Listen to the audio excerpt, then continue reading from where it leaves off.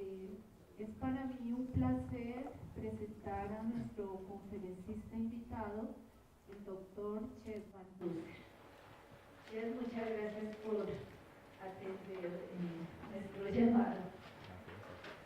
Bueno, esta conferencia del día de hoy se enmarca dentro del ciclo de conferencias de los 35 años de la maestría en geografía, dentro del programa de estudios de posgrado en geografía.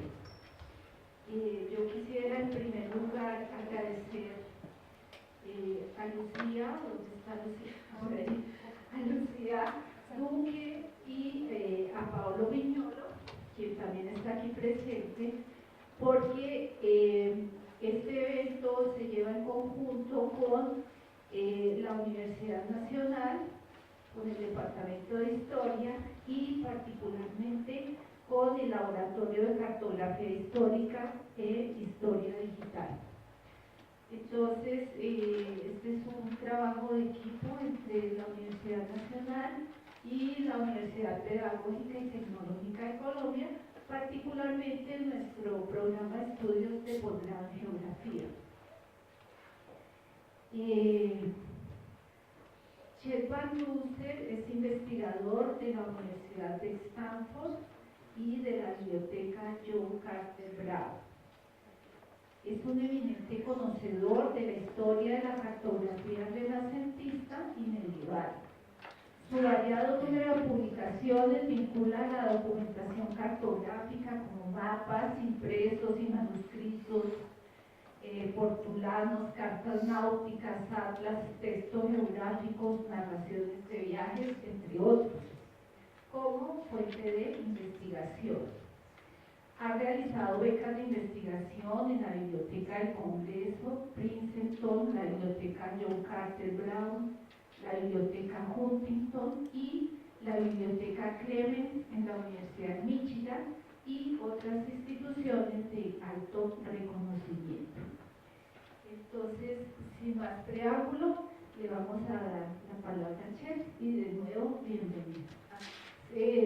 Antes de darle la palabra, también queremos agradecer particularmente al Instituto Geográfico Agustín Codazzi y al CIAP. Estamos en las instalaciones del CIAP, quienes también han estado en trabajo colaborativo con nosotros, y al jefe del CIAP, al doctor Alexander Ariza. Ahora sí, Chet. Pues muchísimas gracias, es un placer estar aquí. Muchas gracias a todos por venir. Voy empezando. Este es el mapa de lo cual estoy hablando hoy. Fue hecho por un cartógrafo alemán, Enriquez Martellus, que vivía y trabajaba en Florencia en la segunda mitad del siglo XV.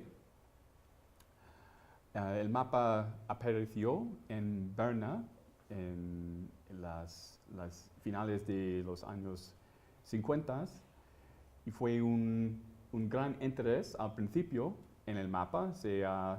Dos investigadores han escrito estudios del mapa que han confirmado su importancia y después se ha vendido el mapa y fue comprado de manera anónima y donado de manera anónima a la Universidad de Yale.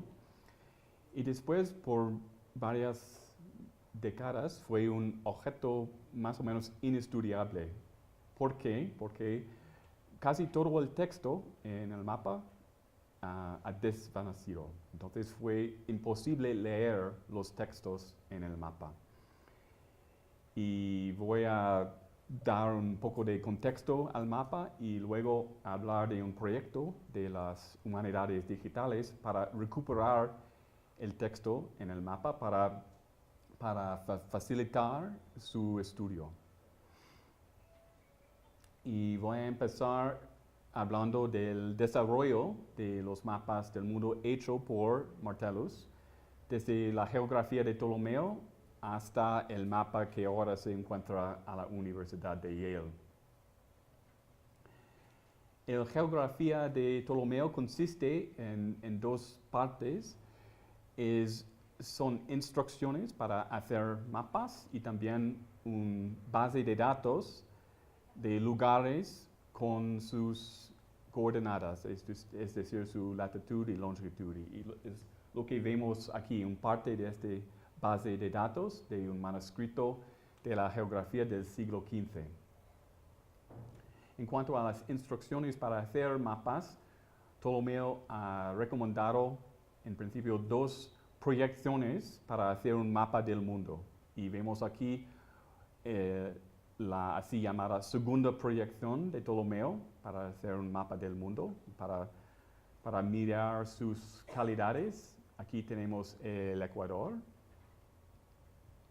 el trópico de Capricornio, que es el límite sur de su mapa del mundo, el trópico del Cáncer y el círculo ártico, que fue el límite norte de su mapa.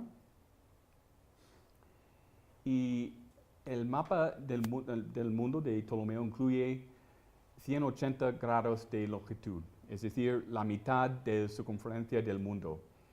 Y Ptolomeo fue muy consciente de este hecho, del hecho que su mapa incluye solamente la mitad de la circunferencia del mundo. Voy a cambiar ahora a un mapa hecho por Martellus en esta proyección.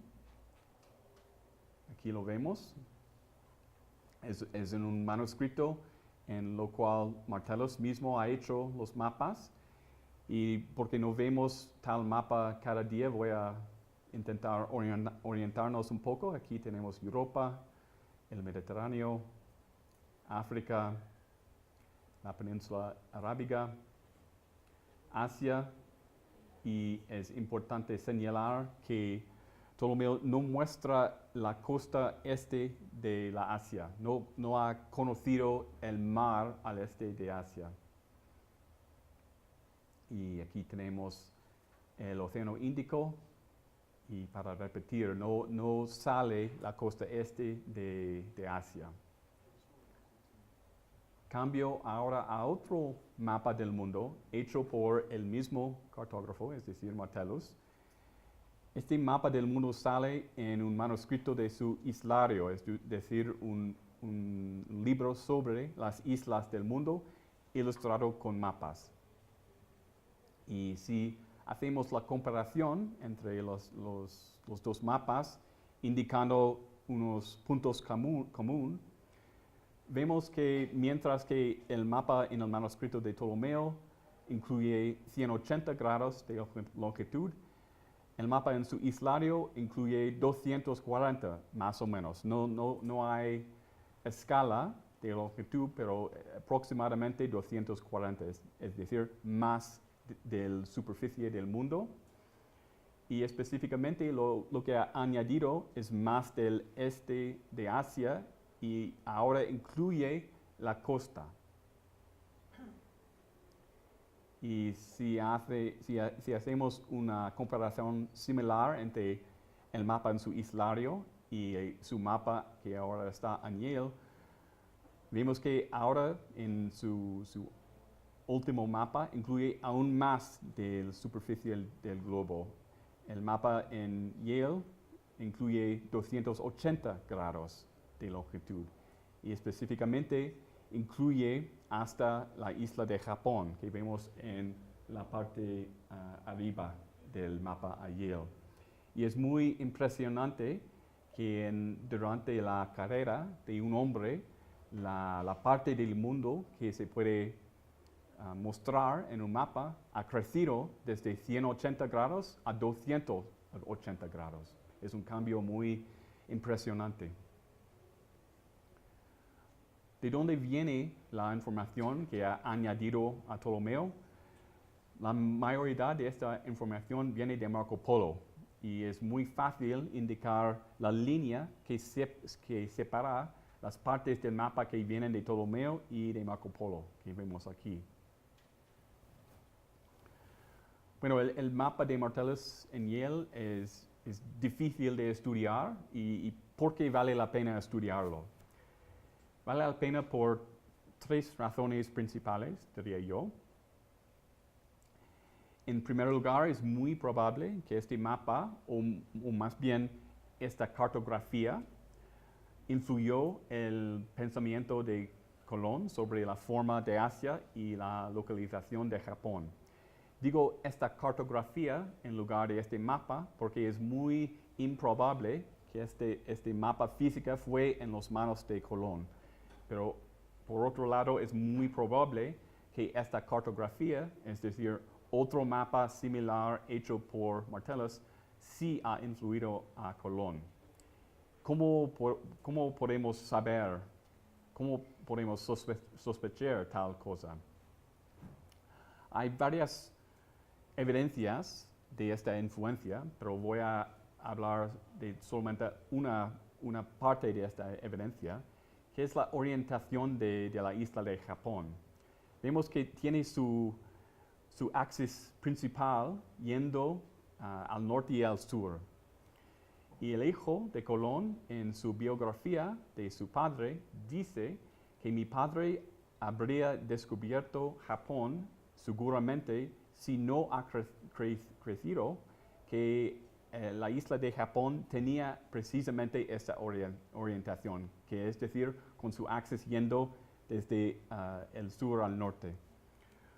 No hay otros documentos, ni cartográficos, ni textuales de esta época que hablan o indican o representan la isla con tal orientación.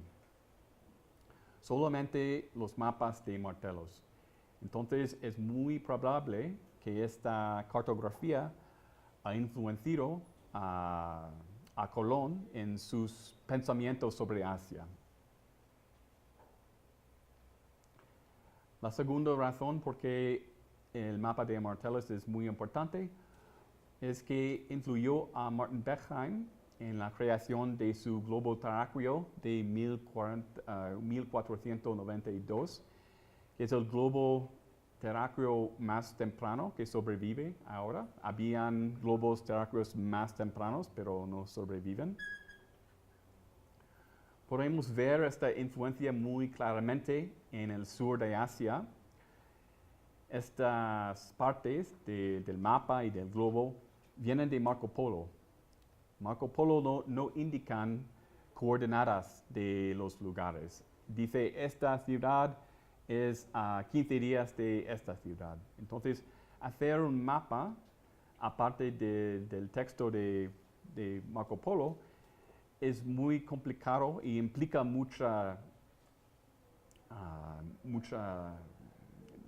no hay los datos suficientes. Entonces es muy improbable que dos personas trabajando separadamente habrían creado dos mapas tan similares. Además, en la costa este de Asia, en el mapa y el globo tenemos esta península triangular que está justo arriba del trópico y es casi idéntico en el mapa y el globo. Entonces es otra evidencia de influencia del mapa de Martellus en Martin Beckheim. La tercera razón por la importancia del mapa de Martellus es que hay similitudes sorprendentes entre el mapa de Martellus y el famoso mapa de Martin Waldseemüller de 1507. Y los investigadores han notado estas similitudes cuando el mapa de Martellus ha aparecido, pero no fue posible investigar si la relación entre los dos mapas fue muy estrecha, precisamente porque los textos en el mapa de Martellus han desvanecido. Voy a decir unas palabras sobre el mapa de Martellus. Es un mapa impreso, pero sobrevive en solamente un ejemplar que se encuentra en la Biblioteca del Congreso. Es impreso en 12 hojas que vemos aquí. Es famoso por su imagen del Nuevo Mundo y también por ser el primer mapa que aplica el nombre América al nuevo continente. Entonces se dice que es el certificado de nacimiento de América. Los dos mapas son similares, sus dimensiones son similares. Ambos cartógrafos usan los márgenes abajo para poner textos, cartelas con textos largos. Y como he dicho, son similares en su geografía también. La imagen de Asia de este es muy similar en los dos mapas. Y como he dicho, la información que vemos viene de Marco Polo. Es sumamente improbable que dos cartógrafos trabajando de manera independiente habrían dibujado Asia de una manera tan similar. Entonces, es una indicación de influencia. Y también la isla de Japón tiene los mismos contornos, la misma orientación, etc. Como he dicho, el problema con el mapa de Martellus es que casi todo el texto en él se ha desvanecido. Y si miramos hacia el norte, vemos unas banderas que indican los nombres de regiones, pero no vemos textos descriptivos. El mapa es muy grande y por esto hay espacio para textos descriptivos y solamente podemos ver unos pocos restos. Este es el texto descriptivo más legible en Asia. Bueno, vemos que hay texto, pero intentar leerlo no es fácil. En el mapa de Japón no vemos texto descriptivo. Cabe pensar que debe de ser texto descriptivo, en parte por el gran tamaño del mapa, pero también porque Martellus mismo ha hecho este mapa de Japón, en lo cual sale textos descriptivos. Entonces, cabe pensar que en su gran mapa ahora Yale habrían textos descriptivos en el mapa de Japón. Y hay una indicación impresionante que el mapa de Martellus en Yale sí tiene textos abundantes. Aquí tenemos de nuevo Asia del Norte. Cuando el mapa apareció en Berna, se han hecho unas fotografías en luz ultravioleta. Y ahora voy a cambiar a una foto en luz ultravioleta de esta misma parte del mapa que vemos aquí. Y se ve textos en todas partes del mapa. Para mí, esta fue una de las imágenes de un mapa más emocionante que he visto en mi vida. Para mí, de repente fue muy claro que sí hay muchos textos en este mapa. La pregunta fue cómo llegar a leerlos.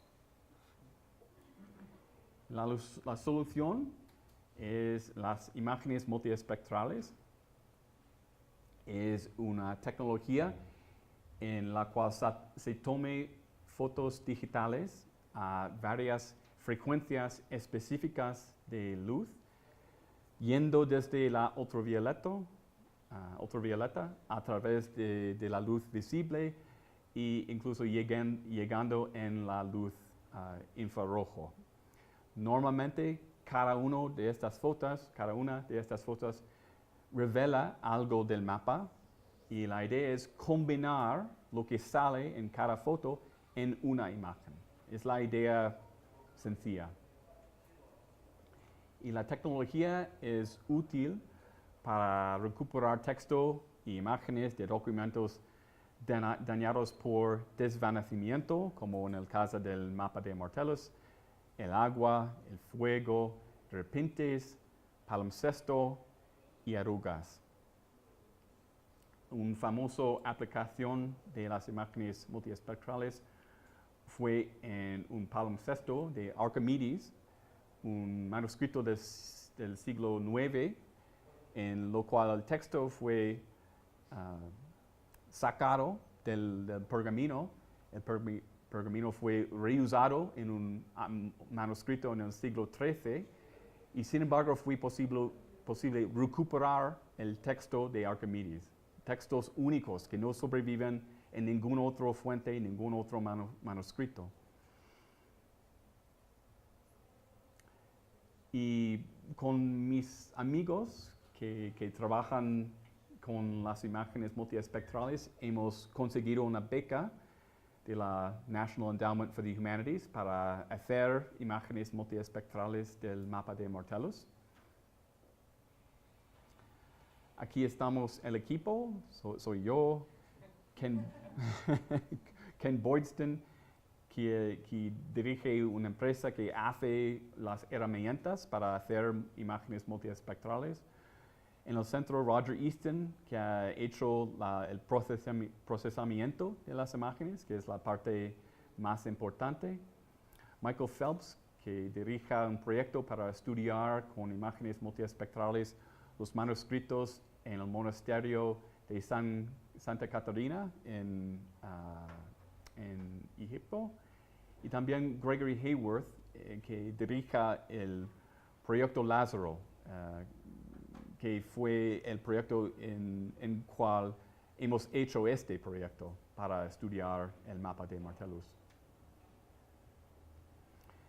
Aquí tenemos el mapa fuera de su vitrina y en un caballete.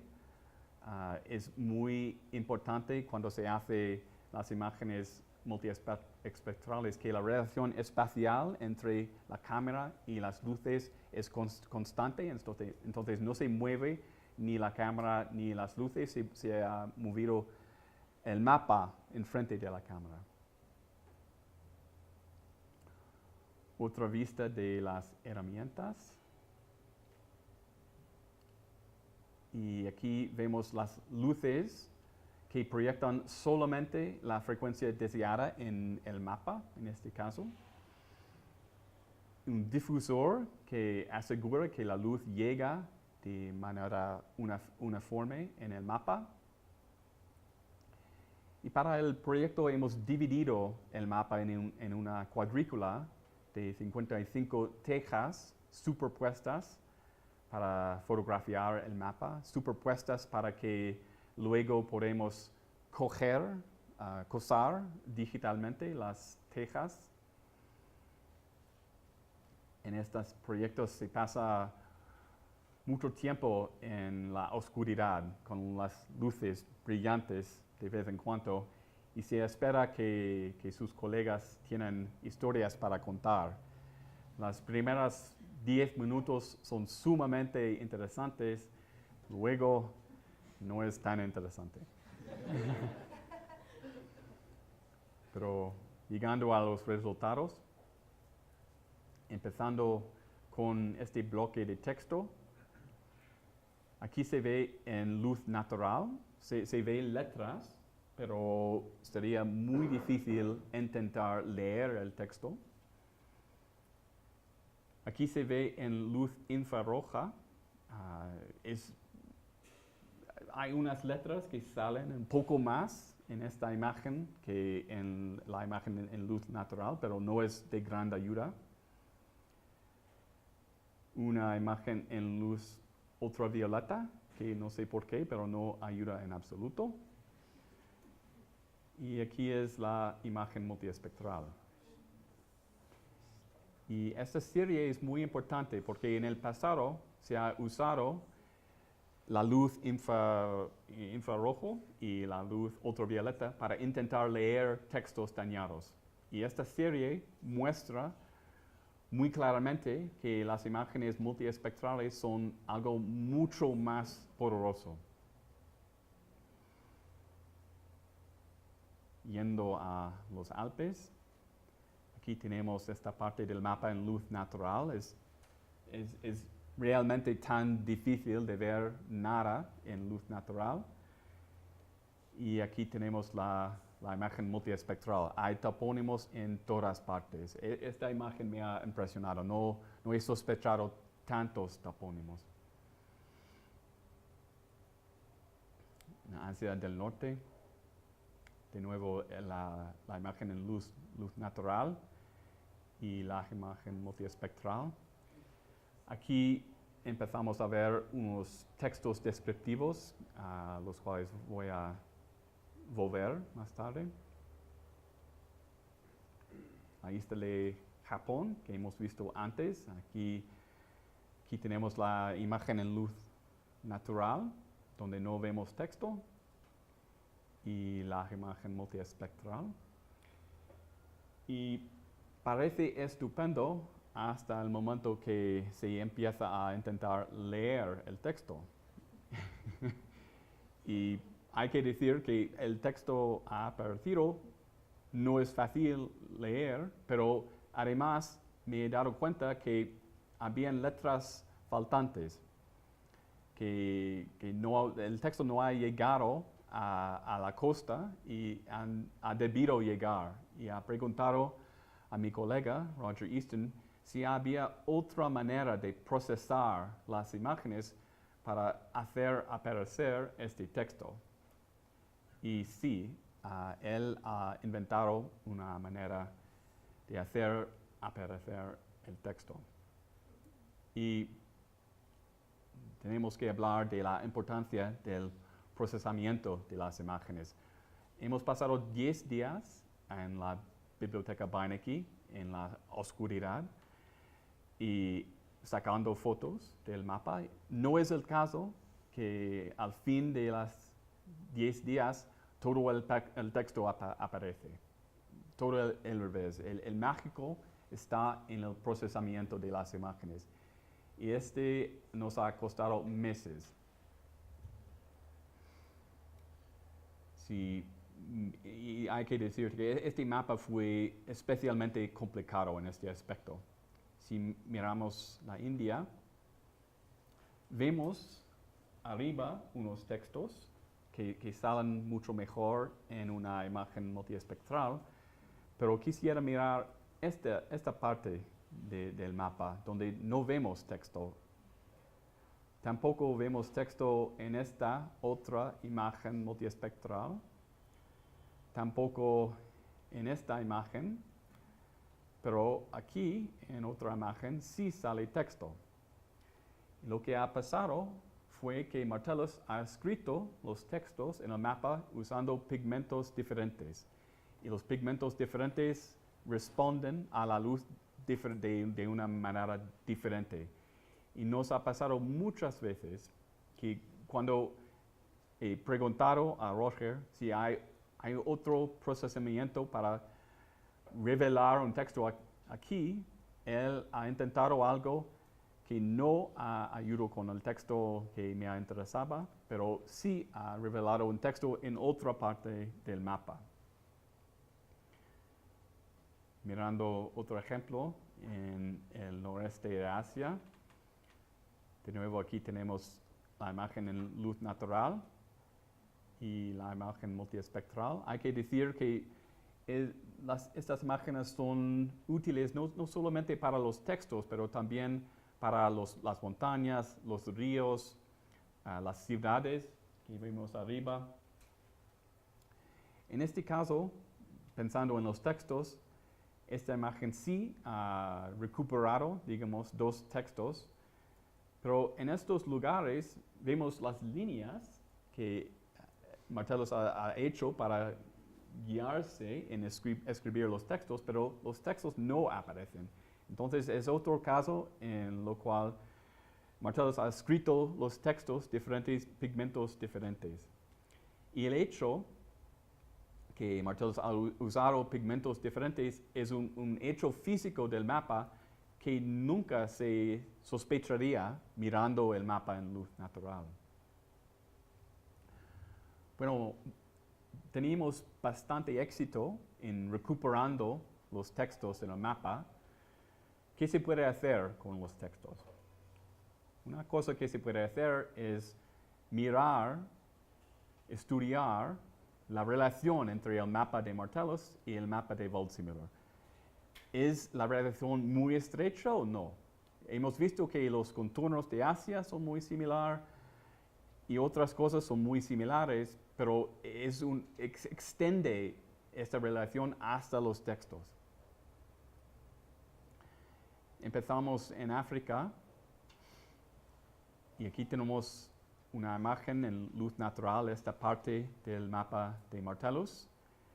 No se puede leer el texto, pero en la imagen multiespectral sí. Hay un texto en la misma parte del mapa de Waldseemüller. Y haciendo la transcripción, lo que he hecho es subrayar las palabras que son las mismas. Entonces son las palabras sin subrayo que son diferentes. Entonces lo que tenemos es más o menos los mismos textos en los mismos lugares en los dos mapas. Y haciendo la traducción, aquí hay grandes desiertos en los que hay leones y leopardos grandes y muchos otros animales diferentes de los nuestros, es decir, los animales de Europa. Moviendo un poco al sur, tenemos la imagen en luz natural. Ahora el texto está legible. Hay un texto en la misma parte del mapa de Waldseemüller. La transcripción.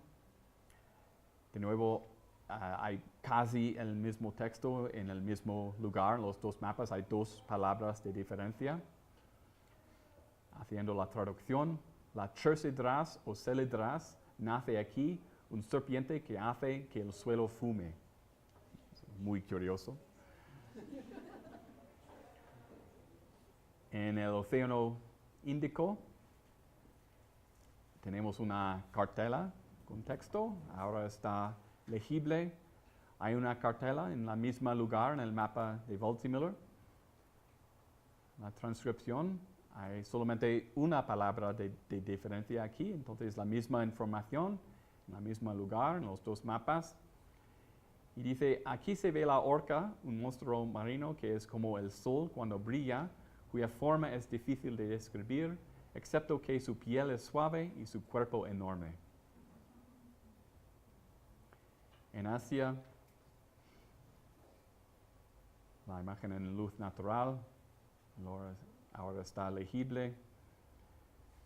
La imagen del texto en Waldseemüller. Es interesante aquí que el texto no es solamente en el mismo lugar, en ambos casos es entre dos cadenas de montañas. La transcripción, ahora solamente hay una palabra de diferencia. Y la traducción, aquí hay monstruos similares a los hombres, pero con las orejas tan grandes que cubren todo su cuerpo con ellos. Son los panotii que salen en textos clásicos y medievales, unos de los hombres monstruosos. En el sur de Asia, de nuevo la imagen en luz natural, multiespectral, Waldseemüller. Otra vez hay solamente una palabra de diferencia entre los dos textos.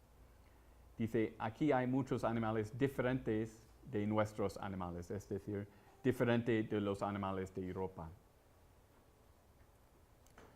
Surge una pregunta, el mapa de Waldseemüller, que es lo más caro, aún comprado, es una mera copia del mapa de Martellus. Afortunadamente no es el caso. Hay varios casos en los cuales Waldseemüller modificó o ignoró lo que encontró en el mapa de Martellus. Y es fácil verlo de repente en los contornos del sur de África, que son muy diferentes en los dos mapas. En el mapa de Martellus parece como un pie humana, pero en Waldseemüller tiene contornos totalmente diferentes, mucho más modernos, digamos, familiares.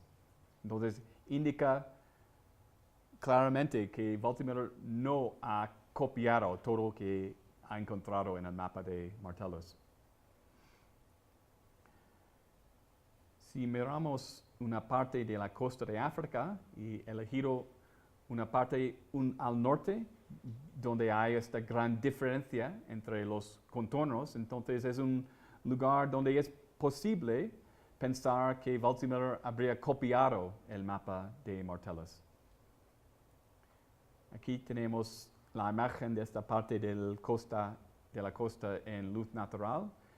Los topónimos no son ilegibles, son invisibles, pero salen en la imagen multiespectral. Aquí tenemos la misma parte de la costa en la mapa de Waldseemüller y vemos de repente que hay más topónimos en el mapa de Waldseemüller y si hacemos la comparación son totalmente diferentes. Es decir, que es otra parte del mapa en lo cual Waldseemüller no ha copiado el mapa de Martellus. Es decir, que ha encontrado otra fuente para los topónimos en la costa de África. Si miramos la península arábica que vemos aquí, es una de las pocas partes del mapa de Martellus en la cual se puede leer en luz natural unos topónimos. Sin embargo, es mucho más fácil en la imagen multiespectral. Aquí tenemos la misma parte del mapa de Waldseemüller. Cabe pensar, dado que Waldseemüller ha tenido el mapa de Martellus en su taller, que habría copiado todos los topónimos en esta península. En ambos mapas, todos los topónimos vienen de la geografía de Ptolomeo. Entonces, ¿por qué no copiar los topónimos en esta península? Pero no es el caso. Aquí he indicado los topónimos que sí aparecen en Martellus, que no aparecen en Waldseemüller. Y aquí los topónimos en el centro de la península que sí aparecen en Waldseemüller, pero no en Martellus. Es decir, que los dos cartógrafos han hecho una selección totalmente independiente de topónimos en la península arábica. Entonces vemos que aunque Waldseemüller ha usado Martellus para los textos descriptivos, no ha usado su mapa como fuente para los topónimos. En el norte lejano, en el mapa de Martellus tenemos dos cartelas y una isla, que ahora podemos leer el texto. Y vemos en el mapa de Waldseemüller una cosa diferente, no hay la misma isla, hay otro texto. Incluso las fuentes de los textos son diferentes. El texto en el mapa de Martellus viene de Plinio, mientras que el texto en el mapa de Waldseemüller viene de Pomponio Mela.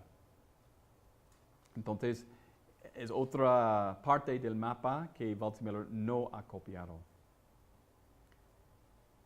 Si miramos los textos, las cartelas abajo, vemos de repente que el texto de Waldseemüller es mucho más largo. Está hablando del descubrimiento del Nuevo Mundo, que no ha pasado cuando Martellus ha creado su mapa. Pero aunque Waldseemüller está hablando de otro tema, vemos que ha copiado la frase al final desde Martellus. Entonces, incluso cuando estaba pensando en otro tema, ha seguido mirando el mapa de Martellus para cosas que puede usar. Una de las partes más interesantes en el mapa de Martellus es África del Sur. Vemos todo el continente aquí en una imagen multiespectral. Aquí tenemos las montañas de la Luna, que son la fuente tradicional en Ptolomeo del Nilo.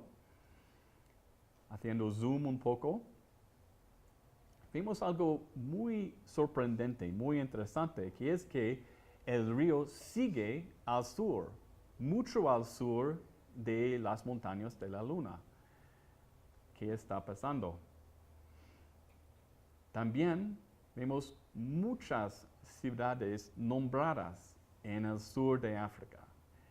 Es muy sorprendente, especialmente cuando miramos un mapa de África en Ptolomeo, en la geografía de Ptolomeo, donde vemos que las montañas de la Luna son la límite al sur de conocimiento. No vemos nada al sur de las montañas. Y es aún más sorprendente si comparamos lo que vemos en el mapa de Martellus ahora a Yale con otro mapa del mismo cartógrafo, el mapa del mundo en su islario, donde en el sur de África no tenemos detalles en el sur de África. Tenemos unas 4 montañas, pero los nombres, los topónimos, son en la costa. Entonces, en el interior no tenemos el mismo río, las mismas ciudades, las mismas montañas.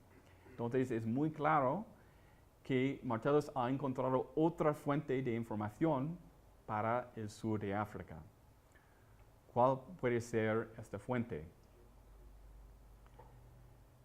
Quiero proponer que fue un mapa muy similar a este.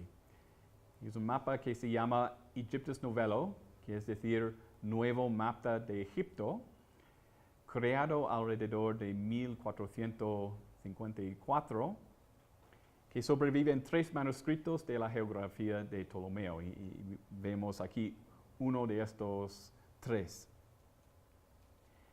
Y se cree que la información en este mapa fue transmitida a Europa por delegados etíopes al Concilio de Florencia en 1441 hasta 43.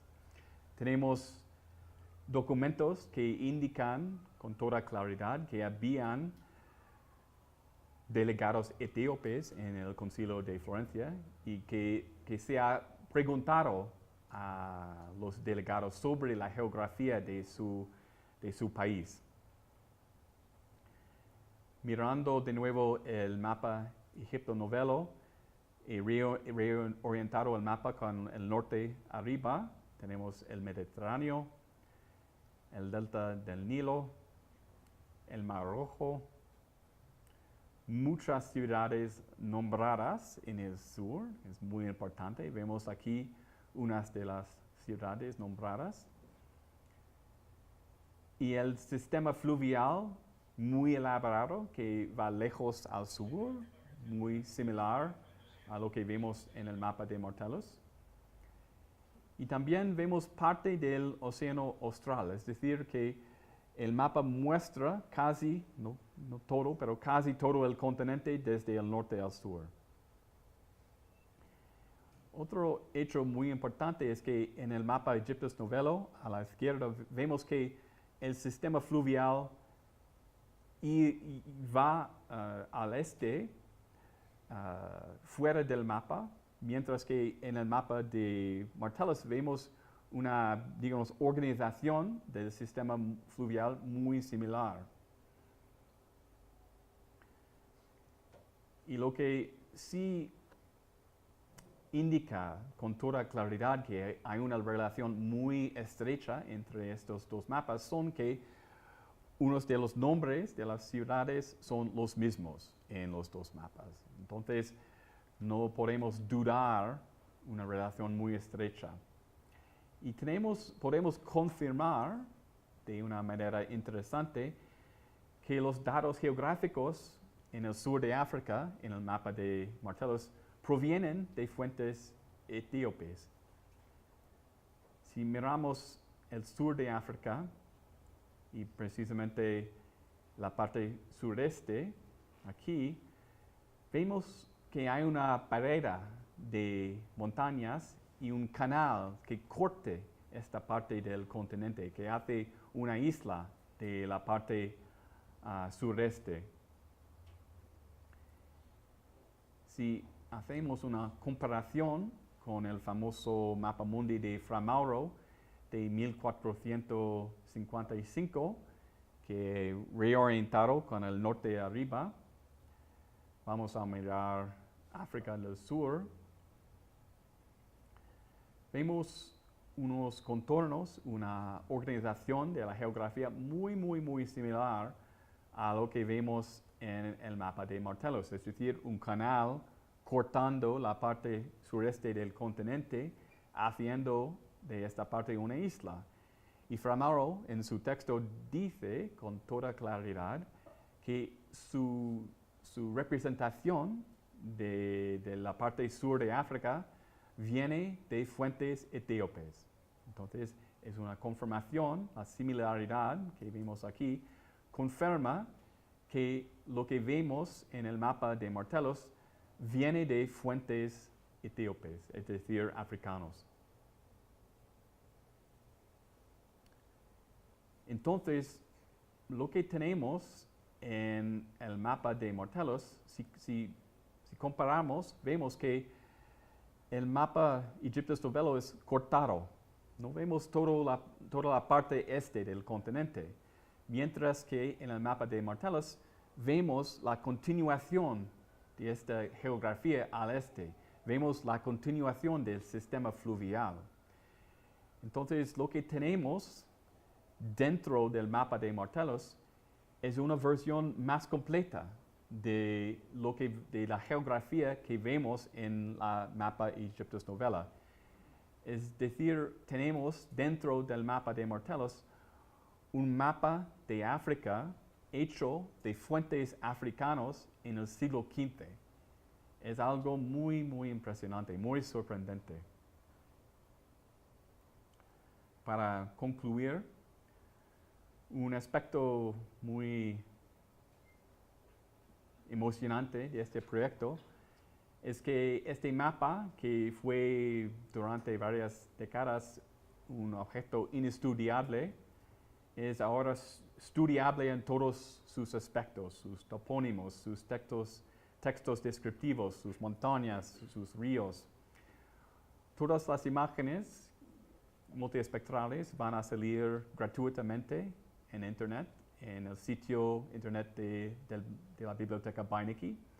Y no solamente las imágenes procesadas, también los datos originales. Y esto implica que en el futuro, cuando se desarrolla más métodos para procesar esas imágenes, va a ser posible sacar aún más información de los mismos datos, sin tocar el mapa, sin tenerte que tocar el mapa. Para mí es interesante y emocionante para poder comparar el mapa de Martellus con el mapa de Waldseemüller. No tenemos de los cartógrafos del siglo XVI sus notebooks, sus textos sobre cómo se han hecho mapas. Pero en este caso podemos ver cómo Waldseemüller ha hecho su mapa. Podemos estudiar cómo ha usado una de sus fuentes más importantes, las partes que ha copiado, que ha usado, y las partes que no ha copiado. Entonces podemos ver el proceso de crear un mapa a principios del siglo XVI.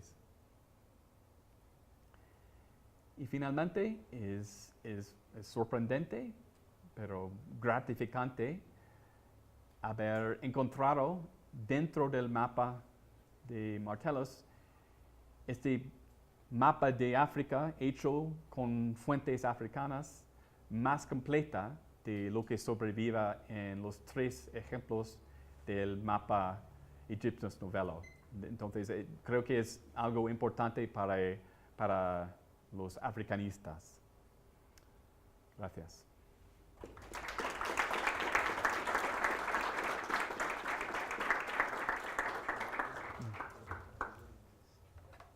Bueno, muchas gracias, Chet. Entonces pasamos a las preguntas y comentarios.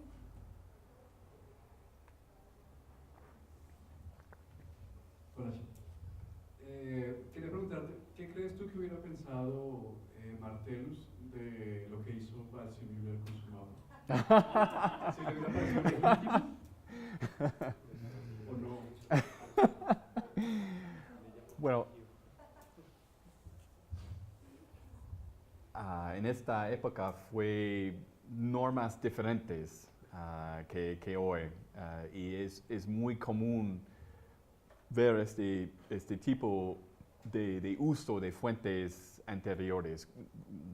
Los cartógrafos, los escritores han copiado muchas cosas, muchas veces sin atribuir nada de fuentes anteriores. Entonces, bueno, sin duda, la emoción que habría tenido Waldseemüller no sería alegría, pero tampoco habría sido sorpresa.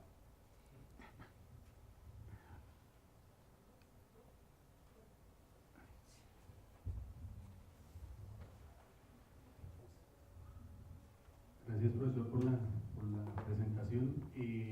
Dos preguntas básicamente. Me gustaría que nos refrescara nuevamente, nos recordara por qué se ve el inicio de la investigación hacia el continente africano. Obviamente teniendo en cuenta todo el cubrimiento del mapa. ¿Por qué, digámoslo, no arrancaron por sectores de Asia o de otras latitudes, digámoslo así? Y comenzaron por el tema africano. Esa sería como la primera pregunta. Y lo segundo es conocer, digámoslo, el método de este tipo de fotografías ya se ha empleado en mapas de otras épocas o de otros sitios. Sí. Gracias.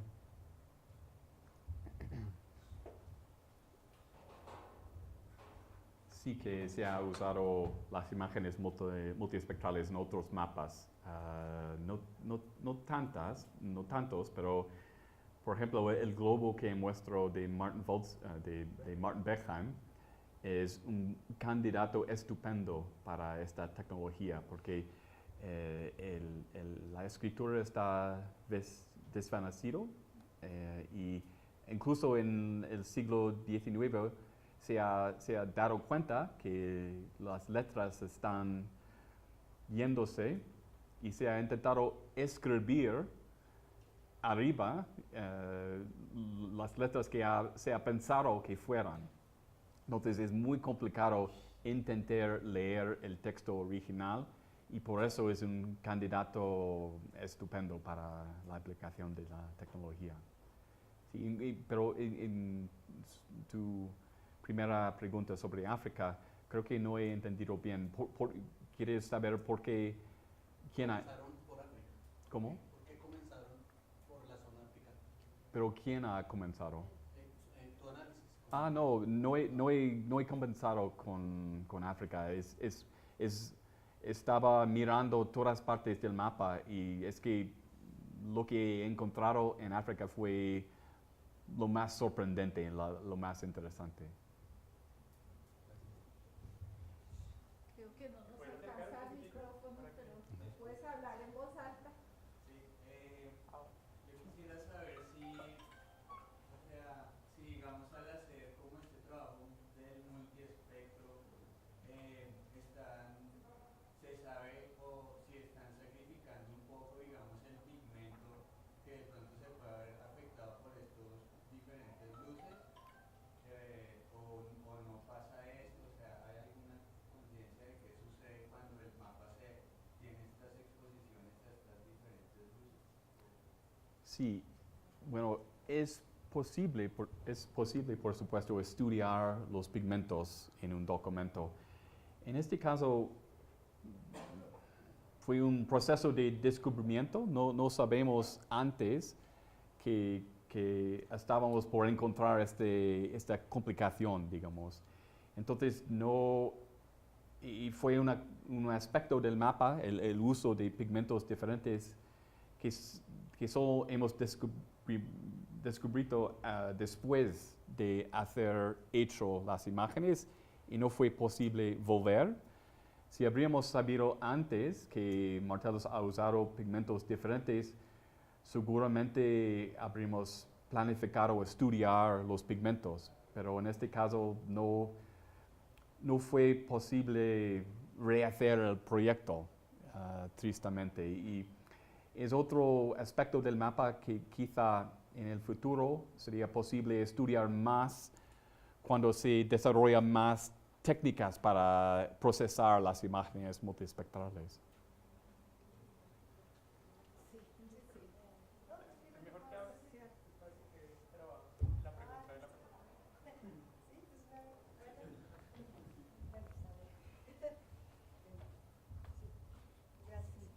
No, pues nada, estamos yo creo que fascinados, por lo menos de mi parte, con lo que nos acabas de presentar. Y bueno, tendría varias preguntas, pero voy a hacer dos así como muy específicas. Una es si de pronto esta tecnología que estás usando para ver lo que no es visible a primera vista, también se puede usar para ver lo que está detrás de algo que rayó encima. Es decir, pensando por ejemplo en que hay mapas que uno no sabe qué versión del mapa es, Sí. si es el original o si alguien lo coloreó encima, y eso a veces juega un papel importante en la interpretación. Esa sería la primera pregunta. Pensando en mapas de otras épocas, ¿no? Por ejemplo el 19, que tienes un mapa en blanco y negro, luego te aparece a color, y luego alguien le rayó algo encima, esa es una. Y la otra es un poquito como soñando hacia el futuro la posibilidad de implementar estas tecnologías acá. Más o menos cuánto tiempo se demoraron, es que no te escuché muy bien, cuánto tiempo se demoraron haciendo este trabajo solo con este mapa, y un poco, bueno, no sé si entrar muy en detalle, si es excesivamente costoso, es para pensar posibilidades hacia el futuro. Sí, en cuanto a tu primera pregunta, sí es posible estudiar los, digamos, niveles abajo. Depende de las circunstancias. Hay casos en los cuales si la pintura es muy espesa, se dice, y incluso si hay plomo en la pintura, puede ser imposible, pero normalmente sí es posible. En cuanto del costo, las herramientas buenas para hacer un proyecto de este tipo, comprarlos, sería sí muy caro, más que $100,000. Pero la idea del proyecto Lázaro fue que hay muchas instituciones que solo tienen, digamos, 6 o 10 candidatos para esta tecnología. Y no habría ningún sentido en que la institución gasta tanto dinero en comprar las herramientas, en hacer el entrenamiento de una persona para manejar todo, que es complicado también. Entonces la idea fue que hemos desarrollado un sistema que se puede transportar a la institución. Entonces los objetos preciosos ya dañados no tienen que viajar, y además la institución no tiene que comprar las herramientas. Entonces fue la idea de mi colega Gregory Hayworth, fue una idea brillante, francamente. Y lo que quisiéramos hacer y lo que hacemos es hacer la tecnología disponible gratuitamente. Entonces, hay un globo en el Museo Universitario en Cracovia, y tienen un globo muy importante, muy pequeño, y hemos hecho las imágenes multiespectrales del globo gratuitamente. Y normalmente, si el objeto es importante, es posible conseguir fondos para este tipo de proyecto. Es la suerte que normalmente es posible conseguir fondos de alguna fuente u otra. Entonces, una cosa importante para mí, de esta conferencia, es hacer que todas las personas aquí ahora pueden reconocer un candidato bueno. Si se está estudiando un documento, un manuscrito dañado, y se da cuenta que sería posible leer el texto con imágenes multiespectrales, es importante saber que hay una solución. Y mi corrección de email ha salido al principio. Si en algún momento ves un buen candidato, escríbame.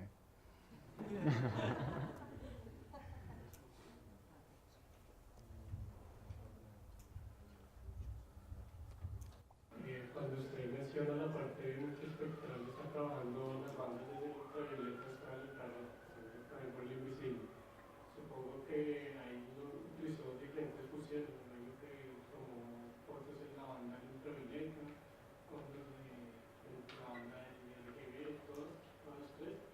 Lo mismo en infrarrojo, entonces hizo diferentes fusiones, ¿no? Con esa imagen. Cuando habla multiespectral, es la unión de todas partes de los ultravioletas con el infrarrojo. Sí.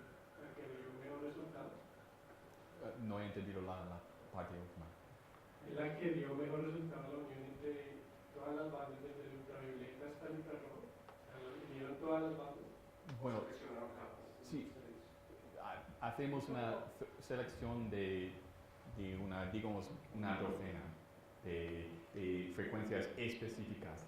Y depende en parte de las luces LED, depende es posible comprar luces que brillan con solamente una frecuencia, pero no es posible comprar a cualquier frecuencia. Hay que buscar entre los vendedores de tal luces las frecuencias que se interesan. Pero normalmente es una docena de frecuencias yendo desde ultravioleta a través de luz visible a luz ultravioleta.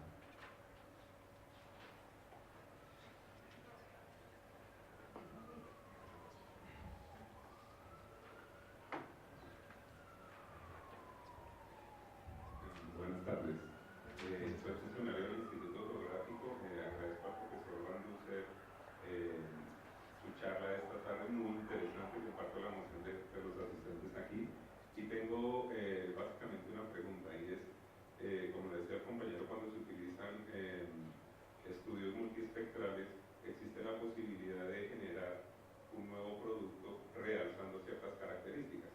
En este caso, nos explicaba el tema de los textos, pero veíamos en algunas de las imágenes que hay otros elementos como montañas, ríos y otros elementos que se pueden realzar. Mi pregunta concreta es si como resultado del estudio se generará un nuevo plano o un nuevo mapa optimizado con todos estos recursos. Sí. Muchas gracias.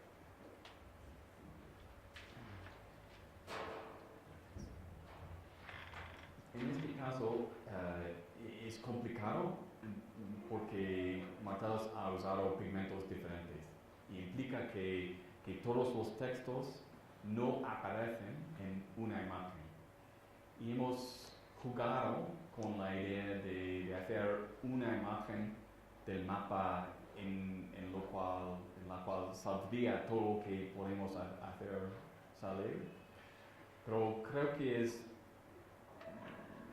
otra solución es hacer una imagen del mapa en lo cual se puede hacer zoom y cambiar entre la imagen en luz natural y varias imágenes multiespectrales. Y tenemos tal herramienta digital que creo que para este mapa es una buena solución. Lo que me gustaría ver, el mapa está en la Biblioteca John y está expuesta permanentemente en una muralla. Y me gustaría ver una pantalla al lado del mapa mismo con esta posibilidad de ver los detalles, porque en el mapa mismo no se ve mucho, pero si había este mapa virtual al lado del mapa actual, sería muy útil y también una importante demostración de las potenciales de las humanidades digitales.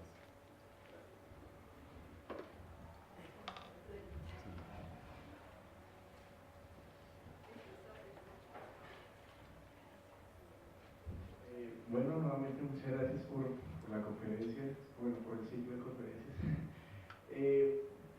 El acceso a estos mapas era sumamente privilegiado, digamos, no era algo muy secreto. Entonces, mi pregunta tiene que ver más un poco con el contexto geopolítico de este mapa. ¿Qué incidencia pudo tener este mapa en el contexto de la época? Si, digamos, fue hecho específicamente para algún gobernante o algo por el estilo.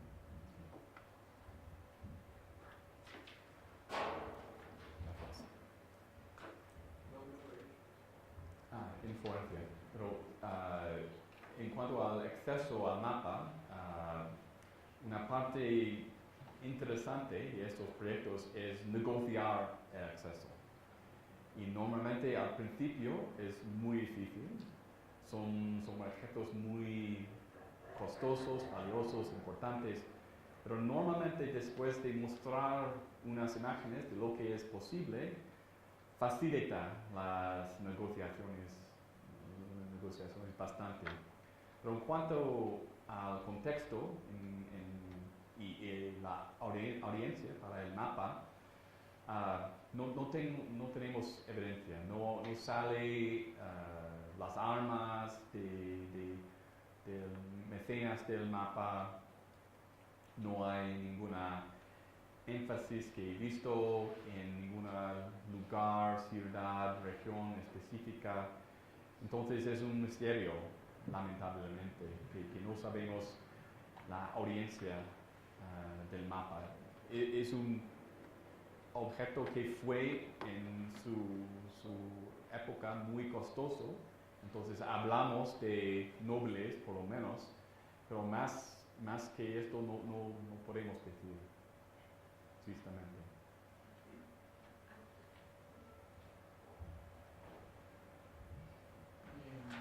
Gracias, pues tenía como una pregunta, digamos, alrededor como el detrás de cámaras, o sea, también de por qué, ¿cierto? Como de por qué se conforma este grupo interdisciplinar, ¿cierto? Y de por qué llegan, digamos, a esta tecnología, o sea, como, ¿qué los lleva, ¿cierto? Como a utilizarla. Y la otra es si estas, ¿cierto? Como estas frecuencias de luz, digamos, afectan la materialidad del objeto. Digamos, pues como en términos como de conservación del mismo objeto. Sí.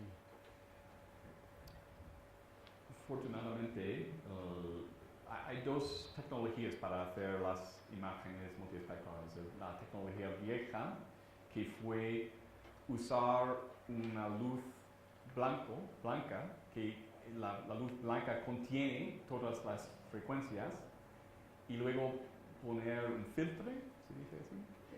Filtro en la cámara. Y hay dos problemas con este sistema, es que este tipo de luz blanca tiene mucha energía e incluso hace que el objeto se calienta, que no es ideal en absoluto. Y además cualquier filtro introduce una distorsión. Entonces el sistema que usamos ahora con las luces LED es mucho mejor, y la energía que sale de las luces es menos que de estas luces. Entonces no hay daño al objeto en absoluto de las luces. Y en cuanto a tu primera pregunta, ¿por qué he entrado en este mundo? Fue porque me han pedido una conferencia sobre el mapa de Baltimore hace varios años. Y estaba pensando en los aspectos de su mapa que puedo tratar, y he pensado en el mapa de Martellus y el hecho que no se ha estudiado realmente la relación entre los dos mapas. Entonces he pedido imágenes de las fotos ultravioletas de los años 50, y en estas fotos he podido leer unos textitos, no mucho, pero bastante para dar cuenta que había una relación estrecha entre los dos mapas. Y entonces he empezado a pensar en cómo sería posible llegar a leer bien los textos en el mapa e investigar las posibilidades y llegado a las imágenes multiespectrales y he empezado preguntando a colegas, ¿alguien sabe alguien que está haciendo estas imágenes? Y luego sí, he llegado a Gregory Hayworth y desde este momento fue una colaboración muy importante y muy interesante y es un gran placer trabajar en este tipo de equipo multidisciplinar. Se aprende muchísimo y se aprende en muchos lados. Entonces, es un gran gusto.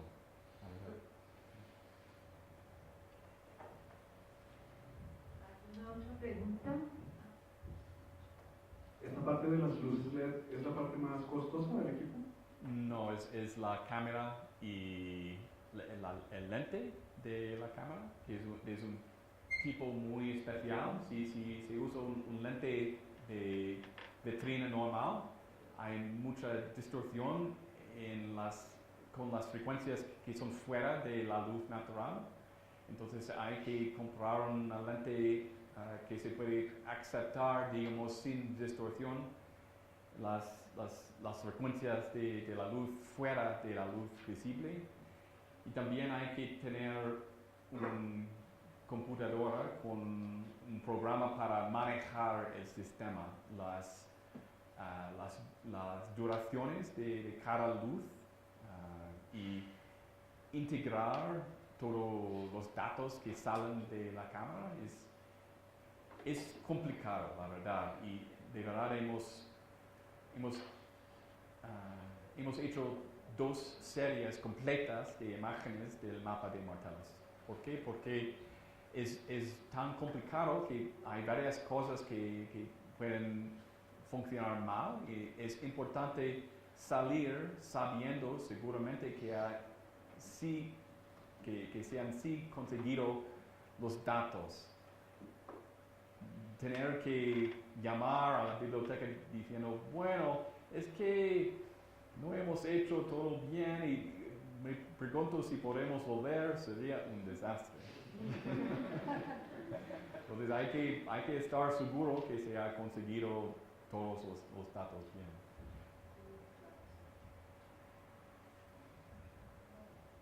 Bueno, yo tengo una pregunta y es que en toda esta presentación lo que vemos es el uso de tecnologías desde los siglos XIV, XIII hasta la actualidad.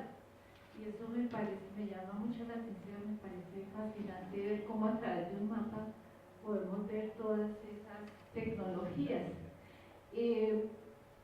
Acerca de los materiales, por ejemplo, y los pigmentos que utilizaron, ¿ustedes conocen algo? Porque para que un mapa se conserve también, no sé si sobre eso han trabajado un poco. Sí, tristemente no sabemos mucho de los pigmentos. No sabíamos antes que ese aspecto del mapa va a ser importante. Pero un aspecto importante de las imágenes espectrales son que crean una imagen muy detallada del objeto en un sentido que es muy importante para la conservación. Se puede hacer imágenes nuevas del objeto después de varios años y se puede comparar los resultados y ver si el objeto está cambiando en algún aspecto importante que podría indicar, por ejemplo, que las condiciones de conservación no son buenas. Entonces, hay este aspecto del proceso que es muy importante para precisamente la conservación de los objetos. Yo creo que...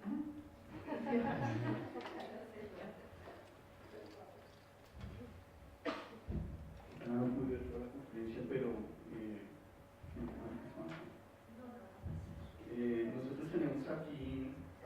multiespectrales e hiperespectrales, pero usamos es para procesar imágenes de los satélites y localizar coberturas o hacer la cartografía, ¿no? Sí. Normalmente cuando uno hace la prueba de la combinación de RGB buscando diferentes longitudes de onda, uno busca determinar un índice o una combinación ideal en función de lo que quiere detectar. En este trabajo, producto del análisis que ustedes hicieron, ¿se pudo llegar a correlacionar una combinación de RGB ideal en función del pigmento? No. O sea, digamos, poner esta longitud, esta y esta en el RGB que determine tal pigmento que se utilizó para, digamos, en términos de publicar para que otras personas que vayan a usar el mismo método tengan una guía de cuál es el que deberían usar para detectar ese tipo de textos. Sí. ¿Es posible hacer esto? ¿Se puede subir esto? Bueno, en este caso, sí, creo que si estamos pensando en hacer proyectos de nuevo, podríamos beneficiar de lo que hemos aprendido de hacerlo la primera vez. Es decir, quizá podríamos elegir mejor las frecuencias de la luz, sabiendo lo que ha salido la primera vez. Pero es que no teníamos esta información antes y cada proyecto es diferente, cada mapa es diferente, los pigmentos son diferentes, entonces es difícil planificar este aspecto del proyecto. Y hemos pensado varias veces en ir a la institución para hacer unos estudios preliminares, pero si ya se ha hecho el viaje a la institución con las herramientas, cuesta tiempo poner todo, deshacerlo, es mejor sencillamente hacer el proyecto en una vez. Entonces, no es un mundo ideal en este aspecto, el hecho que no se puede anticipar cómo el objeto, cómo los pigmentos van a reaccionar. Pero, bueno, hemos hecho lo que hemos querido hacer.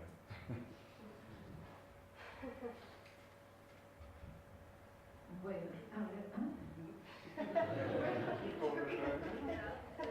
hola, tengo dos preguntas. Una es con respecto a los textos. ¿Cuántos textos hay en total en todo el mapa? ¿Y cuál es el más interesante que encontraron?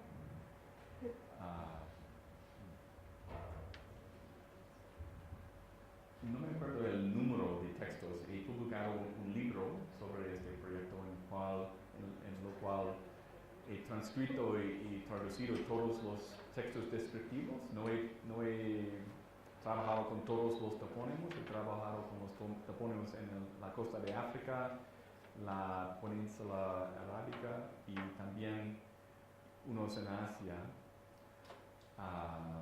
Y es para decir que todavía hay mucho trabajo que hacer con este mapa y cuando las imágenes salen en el sitio internet del Bianchi sería posible para cualquier persona sin tener que pasar 10 días en la oscuridad. En cuanto al texto más interesante, bueno, diría que más que un texto fue una ciudad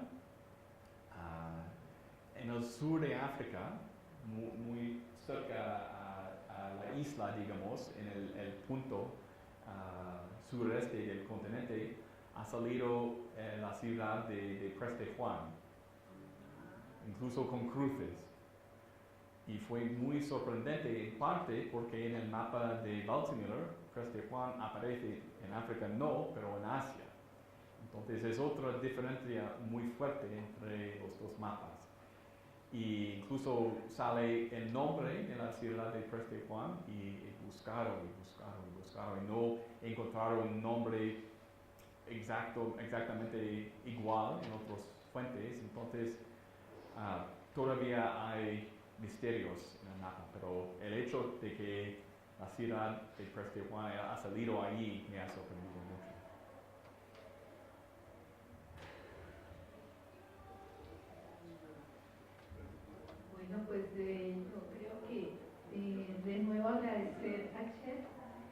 aplauso, por favor.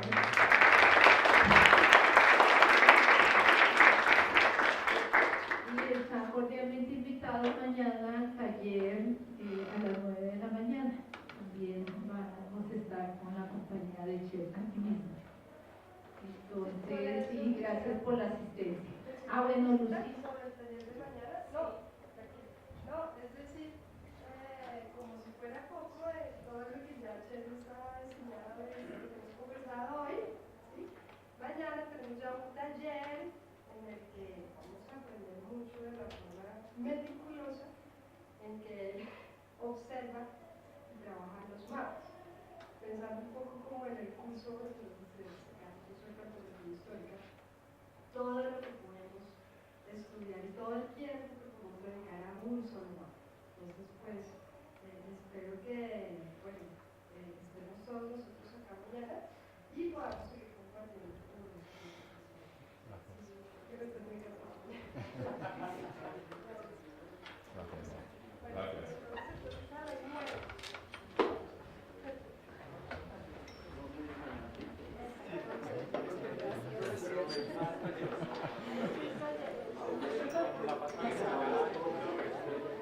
Bueno, 3 conferencias en un día.